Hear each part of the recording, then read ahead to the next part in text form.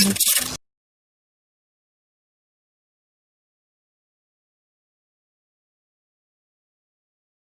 materi yang dapat saya sampaikan pada kajian kali ini. Silahkan jika ada yang ditanyakan, baik di dalam materi maupun di luar pembahasan.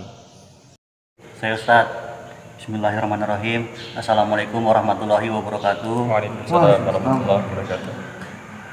Perbuatan baik apa yang ringan dilakukan tetapi besar pahalanya, Ustadz? Di antara yang diajarkan Rasulullah SAW kepada kita adalah rutin mengamalkan amalan soleh, meskipun amalan itu terlihat ringan, bahkan sedikit, akan tetapi mengandung suatu pahala yang besar. Contohnya seperti setiap kita ingin melakukan sesuatu diawali dengan niat. Innamal a'malu binniyat. Sesungguhnya segala amal itu tergantung pada niatnya. Misalnya, bagi kepala keluarga atau ayah yang akan bekerja, apabila pada saat akan bekerja dilandasi dengan niat mencari nafkah untuk keluarganya karena Allah Ta'ala, semua jerih payahnya pun Allah jadikan berkah bagi dia dan keluarganya. Kemudian lagi, bagi mahasiswa, apabila ketika akan berangkat kuliah, dia mengawali dengan niat untuk menuntut ilmu karena Allah Ta'ala, maka mulai ia berangkat hingga ia selesai kuliah, semua akan dicatat sebagai amal ibadah. Contohnya lagi, saat sekarang ini kan kita sedang berada di masa pandemi COVID-19.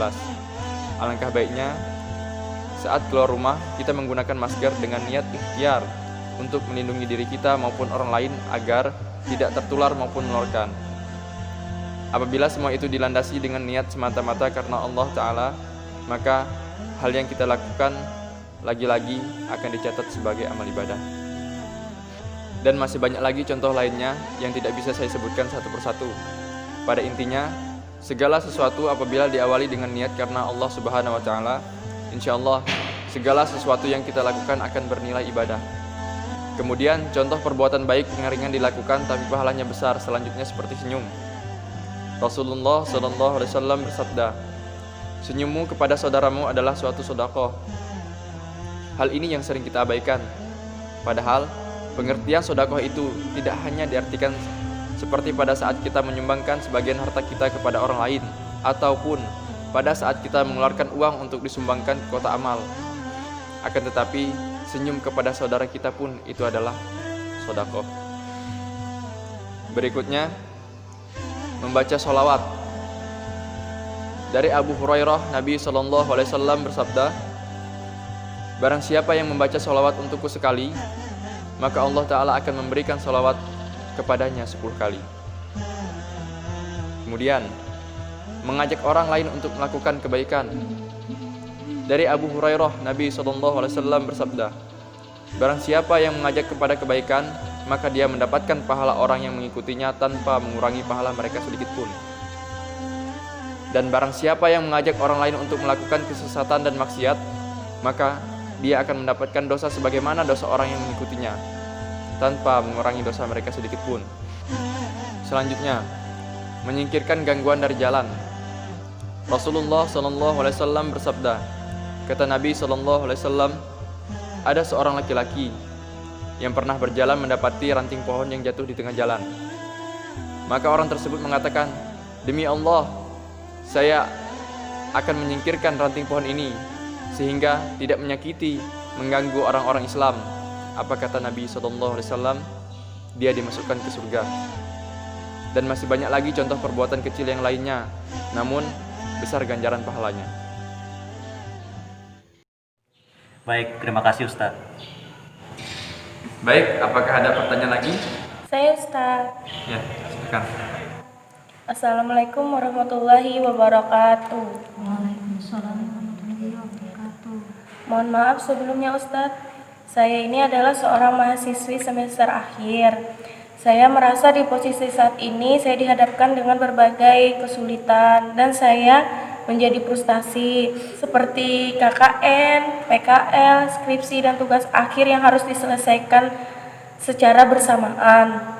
Mungkin saya adalah salah satu mahasiswi yang kurang beruntung gitu nah Ustadz. Pertanyaan saya adalah, apa yang saya harus lakukan agar rasa frustasi dan gampang menyerah ini menghasilkan ketenangan dalam melewati ujian tersebut, Ustadz.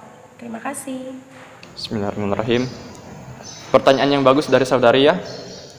Pertanyaan yang tadi, bagaimana cara kita agar bisa melewati berbagai macam masalah pada saat kuliah? Itu intinya ya. Nah, jadi setiap manusia itu tidak terlepas dari yang namanya masalah.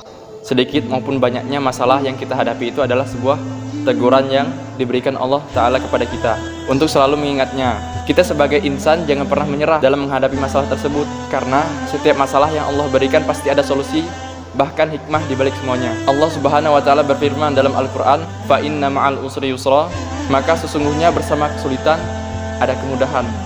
Yang harus kita lakukan adalah jadikanlah sabar dan sholat sebagai penolongmu dalam menghadapi masalah.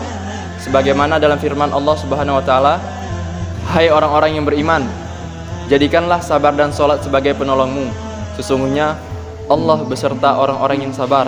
Para ulama juga menganjurkan kepada kita ketika mendapatkan berbagai macam masalah, yaitu dengan mengambil wudhu. Setelah itu sholat taubat, karena kita tidak tahu dosa mana yang bisa menghambat masalah kita atau datangnya masalah sebab dari dosa kita tersebut. Kemudian berzikir, perbanyak istighfar, astagfirullahaladzim. Selanjutnya jangan lupa selalu berdoa dan meminta kepada Allah agar diberi solusi atau jalan keluar dari masalah yang kita hadapi tadi. Dan banyak cara yang bisa kita lakukan ketika menghadapi masalah dengan catatan sesuai syariat Islam. Terima kasih Ustadz atas penjelasannya tadi. Alhamdulillah saya sudah merasa tenang. Alhamdulillah, sama-sama untuk saudari, semoga bermanfaat ya. Saya cukupkan kajian pada hari ini, semoga bermanfaat. Assalamualaikum warahmatullahi wabarakatuh. Waalaikumsalam warahmatullahi wabarakatuh.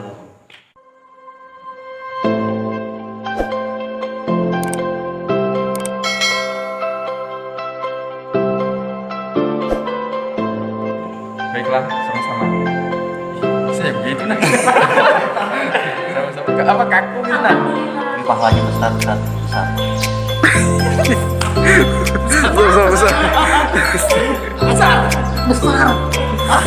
Ini bang harga masnya. Kenapa? Kok nangis?